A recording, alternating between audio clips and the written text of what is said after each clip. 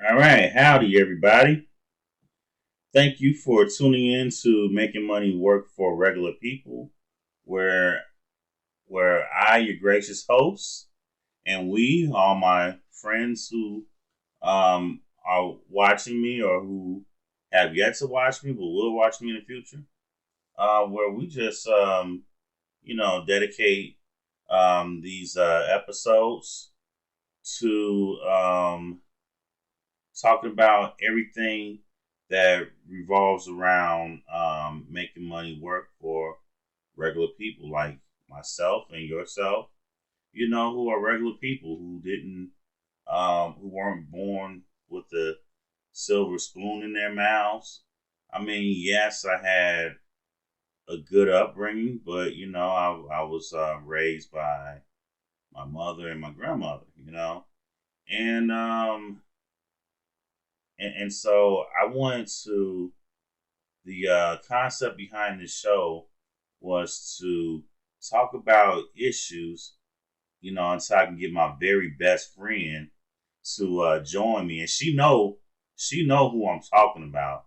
It's gonna be funny when she finds out about these episodes I've been creating because she's not a YouTuber, but she's very knowledgeable, very intelligent about issues that relate to and that impact regular people. And me and her, you think I'm cold with it, man? Me and her are like thunder and lightning when it comes to um, personal finance topics that we'll talk about. Except it's not personal finance. It's information that we come across in our day to day living, in our day to day perusing of current events and news topics and stuff like that. This is no way intended to be financial advice. It's just entertainment, you know, um, that I've found to be beneficial for myself. Um, so, like, of course, when me and my best friend, started doing shows together, it's gonna be different. Just like this is a different lane, That's why I'm not really, getting the viewers right away because I'm building my audience, and just putting out good content while I don't have much of an audience. But so like this is a unique lane. You think this is a unique lane? That next show next year, which we haven't even named, we've discussed it for years or whatever. We just haven't named or whatever. Um, that's gonna be an even more different lane than this. It's gonna be more unique than this. You know, it's gonna be like two different shows, but like really, really well thought out and things of that nature. Now, my approach to this show is a very low tech type of approach. I don't care if my lighting is perfect. I don't care if I have the best editing in the world. In fact, I'm not going to edit these videos. Well, maybe I'll change my mind later on. But you know, my goal is to get the content out to you for you to um, view it, listen to it, disseminate it, and figure out how this is beneficial for you. If you decide that it is beneficial for you, on YouTube, one great thing about YouTube, the audience decides, who's putting out good content, who's not. That's for sure. And of course, I do need help from YouTube to promote it. And at some point, I'm pretty sure it will get promoted in a manner that the algorithms see fit. That's why it's really important that you guys like and subscribe to this video or to the videos, and just so that others can, find out about it, and so that the channel can grow. So with that being said, and believe it or not, I ad lib a lot of the material just because I just don't have time to write it down. I would like to, script it a little bit more. I think with me and my best friend working together, it'll be more scripted, with her involvement and everything. But like with my stuff, um, it's coming straight off the dome. I'm just gonna be real about it. And even though it's coming straight off the dome, don't think that I just say things just to be controversial or anything like that. I don't say anything that hasn't had any kind of thought or study devoted to it. So, or if I haven't really looked at it that much, I'll just let you know because I have nothing to hide. And most of what I talk about is my personal experiences. And so today, 6 minutes into the video, because that's how I roll. So today we're going to talk about, Bloody Monday, or in other words, how the stock market has been, falling lately and doing pretty poorly, and how that's causing, because I don't care about how billionaires react to the market. I mean, yes, it does have some effect on the market itself, in particular how, certain funds and hedge funds and things like that just manipulate the market and stuff like that. But I really care about the people. How is it affecting the people? And the way it affects regular people is it causes regular people to panic sell. Um, now, of course, they're saying older people are panic selling, and that makes more sense because they're older, they're concerned about their retirements, and they're getting up there in age and stuff like that. And honestly, they just don't have a plan, for their investing. Um, I call myself investing, in 2019, and what I'm saying, I'm worth like a couple $100,000, what I'm saying, and of course these are fixed assets, not what I'm saying, and I got a pretty decent stock portfolio, and then the company that I was working for, the startup, had gifted me, um, after taxes and everything, about 400 shares of stock. What I'm saying? And I was, and that's what got me into buying stock. And then I learned about dividend investing and stuff like that.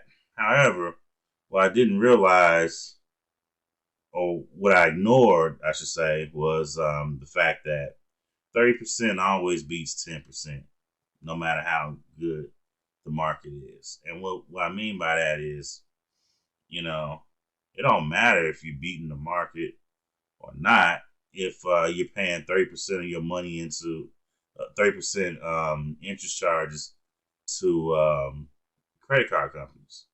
You know, um,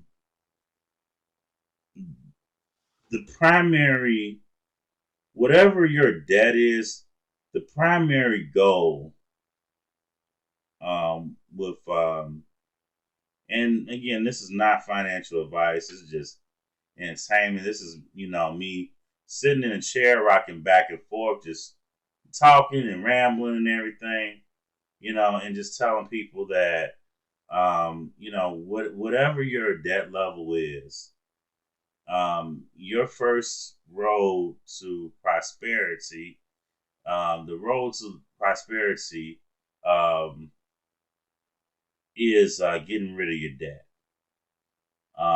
And for some of us, it might take a year, depending on, you might have a couple credit cards, but no big deal. Or you might have 100 grand debt. It might take you more than a year. It might take you 5 years to get out of that debt. Okay.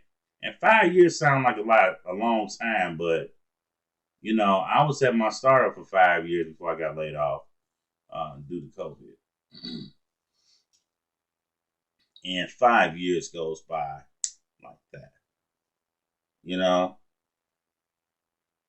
Yeah. 5 years zoom by. And you're gonna find out, especially as you guys get into your 30s and your 40s, that time just goes by fast. You know? Like it seemed like it took you forever to graduate high school, huh? Yeah, you looking forward to all them homecoming dances and proms and all that stuff. Only to get through college like that. Only get through your 20s like that, and your 30s is gonna be a blur. You know. So what I'm saying to you is,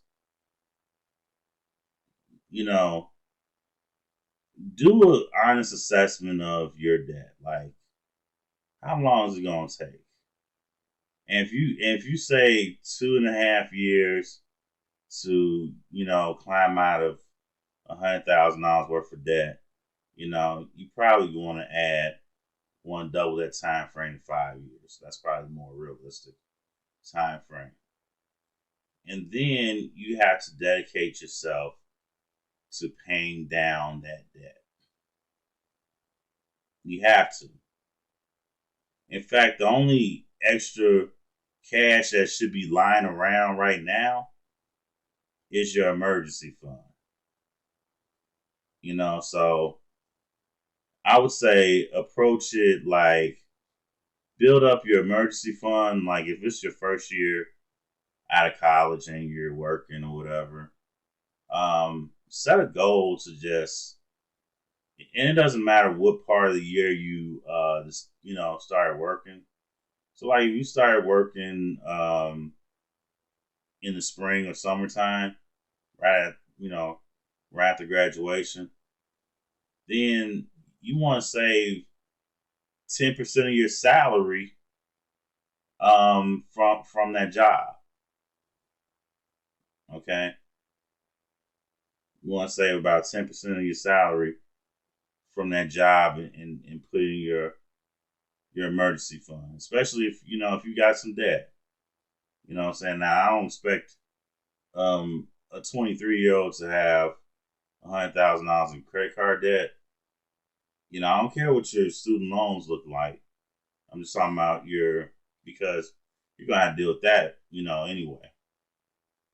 But I'm really focusing on credit card debt because credit card debt will terminate your life expectancy.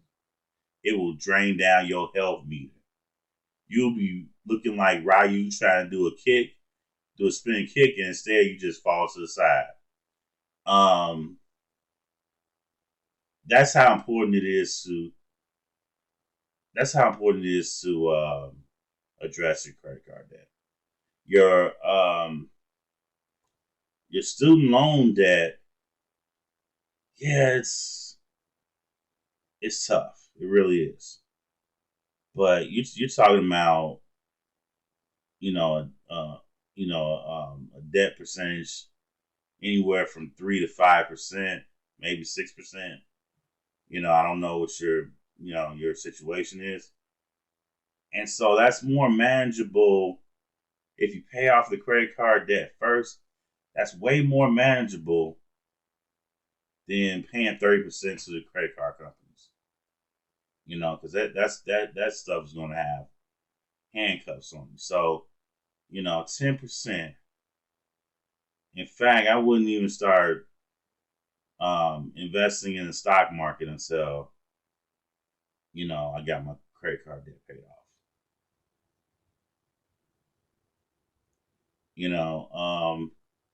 Now I would invest in my company's 401k, especially if they're matching up to whatever percentage. If a lot of them do up to 3%, some do up to 10%, some do up to 5%, depending on the company that you're with.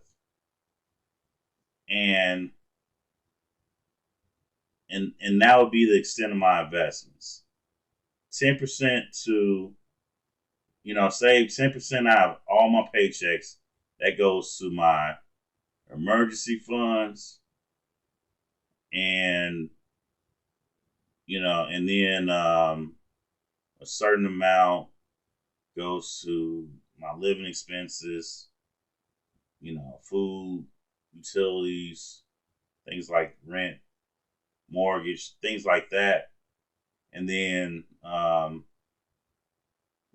then budgeting a certain amount of money, not to pay the minimum payments, but to pay down the principal balances of your credit card debt. After you get rid of your credit card debt, then you can start having fun with the markets. Because what's going to happen is, and I'm telling you from personal experience, what's going to happen is if you ignore that debt and you accumulate credit card debt, it just gets bigger as you get older. As you get older, um, you know, just like everything, it just accumulates as you get older. As you ignore it, it becomes a problem that you can no longer solve. And so, what's going to happen is you're gonna look up someday and have $30,000 in the stock market, at a young age, and then you're gonna have $80,000 in credit card debt, and then that credit card debt at 30%, annually is going to crush your 10% returns. And because the 10% returns in relation to your credit card debt is going to be so minuscule, you're going to have to start selling your stock. And now you're back broke again. Don't go down that road. Please, please, please listen to my entertainment. And please consider this information, because that's a dangerous road to go down, which is the road of credit card debt. I know, not eloquent at all, but it is what it is. Um, so yeah, so I guess this is credit card debt number 2 or something. I don't know. I gotta figure out what I'm gonna name this episode, because I still haven't gotten into my approach, other than saving 10% and towards my emergency fund, every year, every paycheck, because at some point you're gonna need it. Some you're gonna have somebody you're gonna work for somebody who's incompetent, who lacks. Yeah, a lot of managers lack emotional intelligence, to delegate to their teams. So they rather, rule with an iron fist at times, and rule through the threat of your job and of termination. And when you get to the point where I've gotten in life where I'm surrounded by, I mean, my room's a mess, but my office is a mess. I got to clean it up. But nonetheless, I'm surrounded by all these beautiful flowers, and why do I keep saying flowers? These beautiful plants, two snake plants there. I forget what you call the Swiss cheese, plant on the chest back there. I got to figure out what the scientific name is for that. But nonetheless, like when you get to a point where you've seen success, success, and you still retain that same mind, you're not them those managers are not going to intimidate you. And guess what? Even when I was broke as a young man, I still did not really I did not get scared of anyone who's, small minded enough to try to rule by fear. You know, there's plenty of jobs that I've quit right on the spot when I was, in my early 20s and my mid 20s, due to principle. Now, I'm not suggesting that you do that, but I'm saying, once you start getting right, once you start seeing 5 digits in your account, you know what I'm saying, and you and your lady on the same page, and and your life begins to have the level of structure that you wanted to have, and you doing great things and everything, and people won't know just by how you carry yourself. Just don't be someone who's a braggart. Be humble. Be nice to people. Be polite to people, I should say. Um, don't tell nobody your business. But people gonna respect how you move. You know what I'm saying?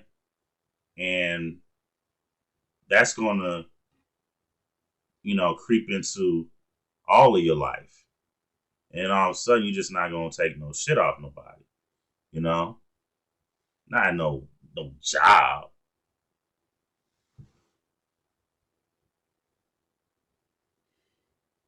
I'm from Inglewood.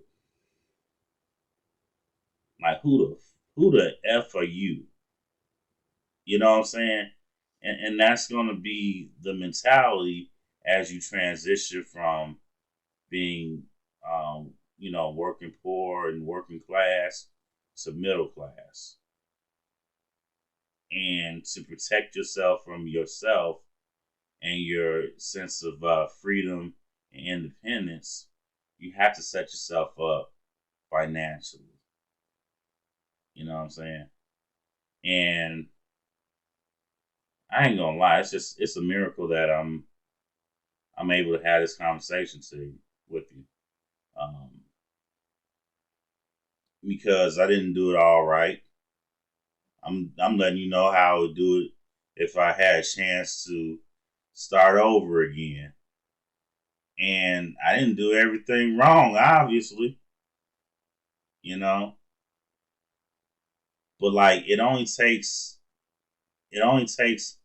one error in one aspect of your life to, have the whole foundation just come crashing down. So, that's why this challenge is so important to me and conveying it. Because look, regardless of whether or not this channel blows up, I'm going to be wealthy, moving forward. Yeah, I'm going to be wealthy. That's in my mind, it's already happened again. It's just a matter of me not skipping steps, following through on my plan, being patient, and not going for no licks.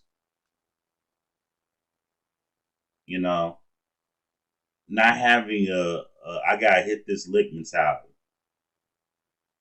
I mean, square life is actually pretty simple if you follow all these unwritten rules, about patience and discipline. That's what it takes. And so I encourage you that, one of your first acts of financial discipline would be to work towards paying down your debt and paying it off. Of course, the second action, and well, I'll probably talk about this more in depth in other videos, in future videos, but the second step would be to invest in yourself. Continue to invest in yourself. You know, a couple thousand a year, maybe 5,000 a year. You go and do something that's going to enhance your ability to make more money. Whether that's job training, whether that's taking another course, whatever. Be willing to, be a student at all times. Because here's the thing: American society. What's great about America is going to ruin and has ruined a lot of Americans at times throughout history. The fact of the matter is, we don't understand how we just consume as a society. We just consume too much. We're like pigs, when it comes to consumption. We buy all this junk food. We buy all this stuff we don't need and things of that nature. And then we expect for it not to catch up to us. That's why I'm still looking to start my garden on March 1st. And I'm not going to start the whole thing all at once. I'm going to start what feels, comfortable to me. So if I only have one tote out there, one container out there growing food on the first, then that's what I'm going to start with. If I feel comfortable enough to come out there with 4, that's what I'll start with. And then if I really feel froggy, I might start out with more.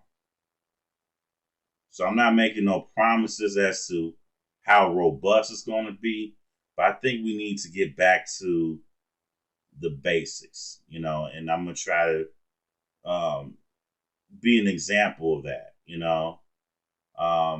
but we have a consumption problem in this country. And, to get back to my original point. And as a result of that, very, I won't say very, but I'm going to say this. Poor people are even able to consume more than what they need. Now, they might lack wealth. They might lack, and most of it has to do with not owning their owning the residence where they live. Because I don't care what anybody says about how expensive housing is and stuff like that, and how expensive it is to maintain the house, which I totally disagree. If you start off right and start off, rehabbing your stuff at first. But your house is the foundation of average people's wealth. Excuse me. Now, I'm not talking about, if you're Bill Gates or if you're Steph Curry or if you're Jay Z. Dang, I don't care about them. I'm talking about making money work for regular people. How regular people can make their money work. Jay Z ain't regular. Michael Jordan ain't regular. You know, Ludacris ain't regular. Yo Gotti ain't regular. Like y'all gonna learn about looking towards um celebrities who live a very unreal and not regular life. And so, but let's get back to my regular point. Even poor people have a problem with consumption, and nature always balances itself out. Nature always balances itself out at some point, somehow, some way. We don't know how, we don't know when, but it will balance itself out. And right now, look at how many shortages we got. And you really, have you really asked yourself the question? Because they're saying it's due to the pandemic. But how are we running short of food in some places? Because, if you get some seeds and, do your own little backyard or back porch or back patio experiment and put them seeds in some water. Put them seeds in some soil and some water. And guess what? They'll begin to germinate. And then as they begin to germinate, they'll plant roots. And then as they, set its roots, it'll grow a plant containing food.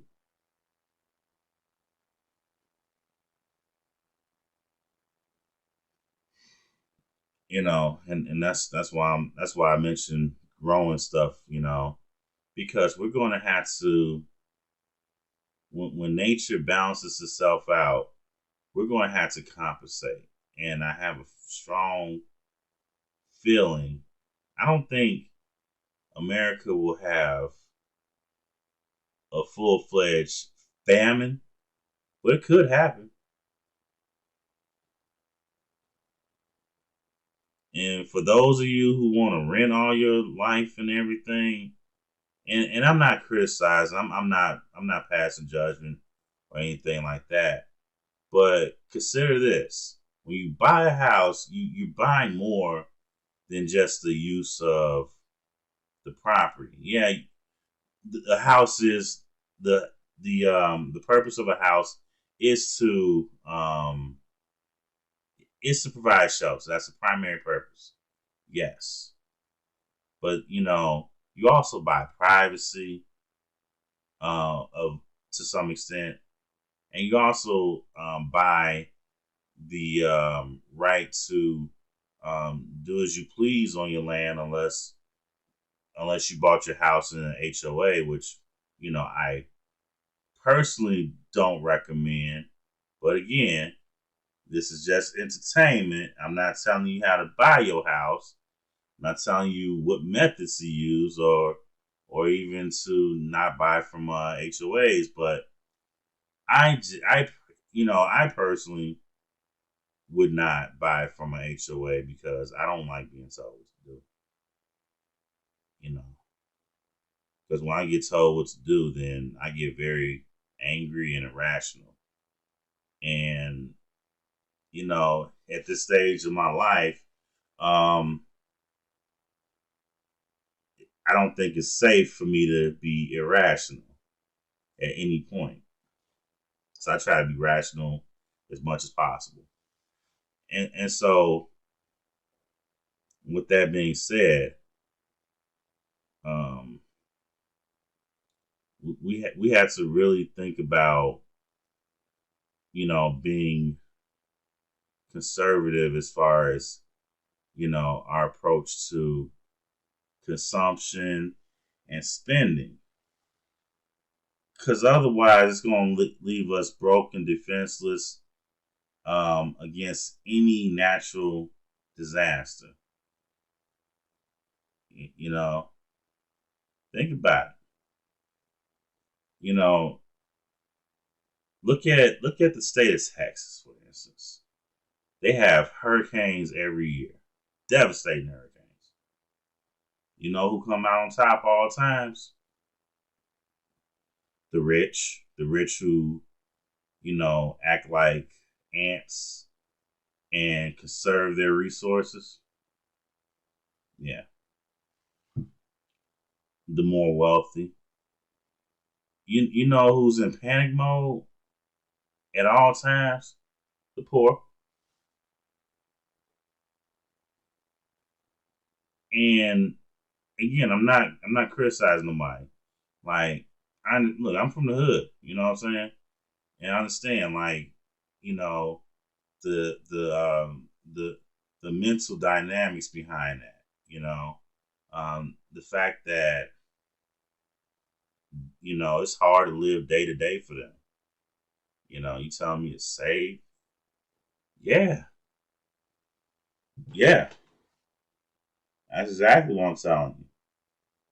Um, I mean, that's exactly what I'm telling you, to conserve your resources so that one day you might have a extra nut, and then you might be able to use that extra nut to invest in something, whether that's a nickel, a dime, or a dollar.